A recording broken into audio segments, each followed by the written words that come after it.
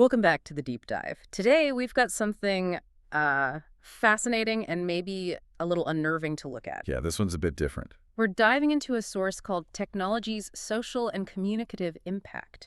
But there are no articles, no charts, no data. None of that. The source material is just questions. A list of foundational, critical questions. That's right. And for you listening, this is kind of a shortcut to understanding the whole landscape of, modern tech anxiety.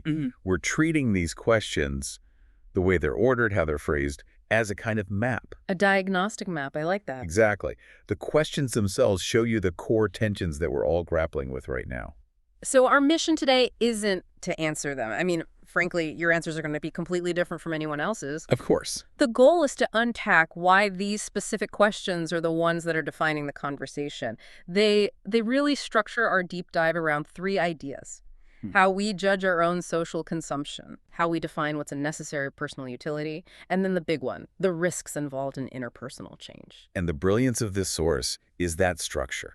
It's so deliberate. It forces you into this immediate confrontation with yourself before it even starts to look outward. Right, to the collective. Yeah, and then it challenges the very nature of connection. It's like a psychological test disguised as a simple questionnaire. Okay, let's unpack this then. Let's start right where the source does, which is with this instant scrutiny of our own daily habits. It immediately sets a baseline, but then it moves into judgment so quickly. The first question is, super straightforward. Do you use social media often? Just a simple yes or no, basically. A self-assessment. Right. You categorize yourself. Yeah. But then the follow-up, what apps do you use the most? That's where the real insight starts. I think that shift to specifics is so crucial. It's a sign of how our whole understanding has, matured. We're not debating the internet as this one big thing anymore. The source knows that the impact is totally platform dependent. Absolutely. If I say my most used app is for cataloging recipes, the anxiety level is completely different than if I say it's, an infinite scroll video platform. Precisely. We get now that utility apps are built for efficiency. You open it, you solve a problem, you close it. Yeah. But so many of these social apps are engineered for Persistence. Yeah. Their whole architecture is often built around engagement, around keeping you there for reasons that aren't, strictly speaking, essential. Right. Some researchers even call it dopamine harvesting. And this source is forcing you to make that distinction yourself. Is it a tool or is it a consumption environment? But wait, because the source introduces this amazing tension right there. Because if I have to admit which platforms I'm using just for consumption, I'm already feeling a little bit judged. You are. And then comes question 3, which is the big one. Do you think people spend too much time online? And that's the pivot. That's the turn from descriptive to normative. It's asking you to apply a societal standard. And what's so fascinating is that it almost encourages a bit of hypocrisy, doesn't it? Oh, absolutely. You've just confirmed your own usage, maybe even heavy usage, and now you get to critique people, this vague, nebulous people. That's a brilliant point. So you, the listener, you're forced to ask, am I defining too much time based on my own standards, which I just said are fine for me, or am I just projecting this broader moral anxiety onto everybody else? It's an internal accountability loop. Yeah. It locks you in. You can't really talk about the problem of overuse without first acknowledging, how close you are to it yourself. Whether you're in a dopamine loop or just aggregating news, the anxiety is universal now. Exactly.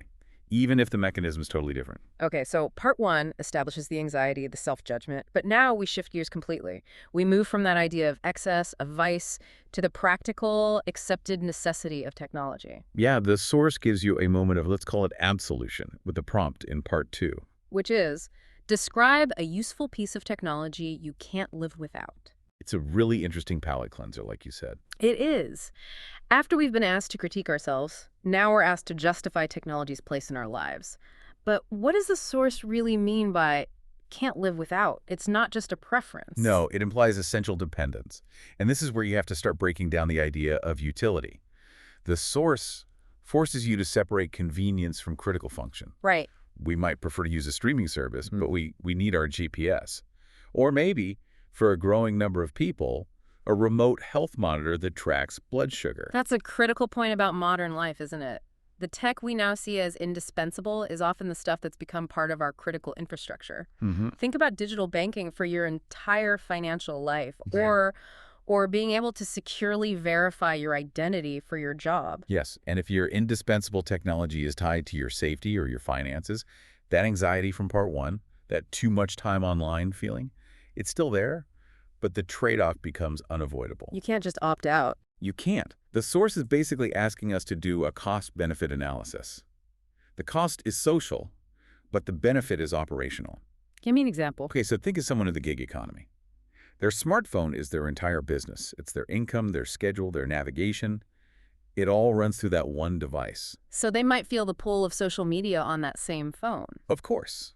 But the device itself is a non-negotiable economic tool. So part two really highlights that to be a functioning person today, your life is inherently mediated by technology. And that necessity, it breeds integration. And integration makes it so hard to set boundaries. Exactly. Even with a purely utilitarian app, you can't just get rid of the tool that runs your business because it also happens to send you notifications that pull you into that time-wasting loop. That tension is key. It's this subtle conflict between the necessary tool, which gives you, real efficiency, And the cognitive load that comes with it. The stress of being always on, always reachable, because you've integrated that tool so deeply into your life. The source just forces you to balance the vice against the necessity. Absolutely. So the first two sections set up this classic fight between our personal freedom and our functional dependence.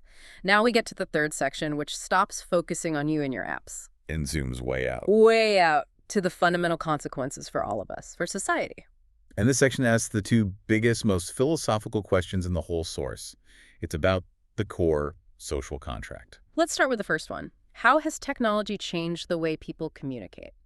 This feels like it's about the mechanics of it all. It is, the mechanics. When we talk about communication, you have to look at speed, at scale, and the shift in how we do it, the modality. We've moved so far from synchronous face-to-face contact. So much of it is asynchronous now, texting, email, leaving video messages. And that change is profound. It's stripped out so many of the kind of low bandwidth nonverbal cues that we rely on for understanding. Like what? Tone of voice, body language, even just a subtle pause in a conversation. We can now maintain hundreds of these weak ties all over the world, which was impossible before, but we're doing it with these compressed, often ambiguous symbols. Emojis and acronyms. Exactly. And you can see a real measurable impact from that. I mean, think about conflict resolution. It is so much easier to misread a short, terse text message than a conversation where you can actually hear the other person's voice. So communication is faster, it's broader, but it's arguably higher risk for failure in any situation that requires nuance. Yeah. Which leads us right into the final defining question of the whole thing, the one that spells out the potential social cost of all these mechanical changes.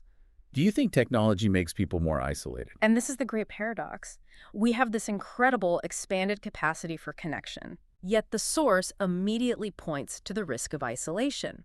It's suggesting that all this connectivity might actually be leading to a lower quality of social engagement. It's asking if we're just substituting deep, complex, emotionally resonant human interactions with shallow, convenient, digital ones. It is. And what's really fascinating here is the difference between being connected and feeling present. Isolation isn't just about being physically alone. No. It's a subjective feeling. It's a feeling of detachment, even when the tools to connect are right there in your hand all the time. Some sociologists call it being alone together. I've heard that. We're constantly aware of the network, but we lack any real undistracted presence with the person who's literally right in front of us. And those mechanical changes we were just talking about, the asynchronous communication, they might actually reinforce that isolation. How so? Well, we can choose to respond when it's convenient for us. We can avoid the immediacy, the vulnerability that a real-time conversation demands. Technology gives us constant potential connection. But lets us keep an emotional distance. Exactly. So the source is forcing you to weigh that incredible utility from part two, the indispensable tool, against the potential social decay that's suggested by this final question. So if we're more efficient, but we're also more isolated, what's the net gain for society? That's the question. It feels like the source is really pushing us to ask a really fundamental question. Are we technologically advanced, but, socially immature? I think that's exactly the implication. We built the tools, but we haven't built the social norms to manage them. The ultimate assessment isn't about the tool's power. It's about the human outcome. Yes. The ability to connect is a feature. Mm. But the feeling of isolation is a byproduct. And the source demands that you hold both of those ideas in your head at the same time. Okay, so let's try to bring this framework together for you, the listener. This really simple set of questions gives you an incredibly clean and sophisticated way to analyze your digital life. It starts with that necessary first step of self-regulation. Are you using it often? Which apps? Do you judge yourself for it? It sets your personal baseline. Then it moves on to defining that necessary foundation. What are the indispensable tools that justify all this integration into our lives? That's the utilitarian defense. And finally, it asks us to weigh the grand outcome. How have all these necessary and convenient mechanical changes to communication actually affected the quality of our social fabric? Leading to that risk of isolation. Right. So it leaves you with a really important question to think about after this.